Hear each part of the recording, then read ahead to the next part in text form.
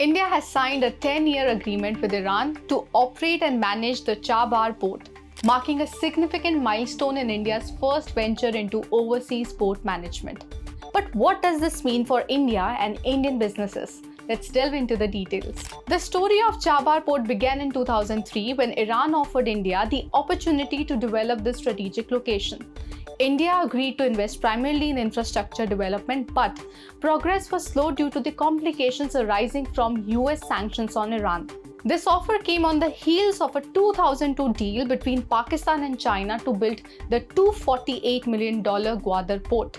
Both Pakistan and Iran had strategic reasons for developing these ports. Pakistan aimed to connect Gwadar with Afghanistan post-Taliban era, while Iran was looking for investment despite sanctions. Chabahar Port, at least that part of the Chabahar Port that we are involved in, that will definitely see more investments. It will see more connectivity linkages coming out of that port. However, progress on both projects was sluggish, with Gwadar intended to be completed by 2005 and Chabahar's timelines remaining uncertain. Initially, these ports were not designed to target southern Europe. Pakistan planned to use other Gulf ports like Salalah and Jebel Ali to provide Central Asian states with efficient east-west access. India's then government, under the United Progressive Alliance or UPA, supported this view, with Salman Khurshid highlighting Chabahar as a cost-efficient route for India to access Central Asian markets and import minerals from Afghanistan. Fast forward to 2016, during Prime Minister Narendra Modi's visit to Iran, the partnership on Chabahar Port was solidified, with India agreeing to invest $85 million in the Shahid Beheshti terminal. On February 10, 2018, Iran leased operational control of Chabahar Port to India for 18 months. Since then, India has operated it on short-term agreements, periodically renewed. However, these short-term agreements and geopolitical instability have made investors and shippers hesitant. So, this new 10-year agreement replaces the old one, providing a more stable and robust framework for India's role in Chabahar Port's operations. But how exactly will this benefit India?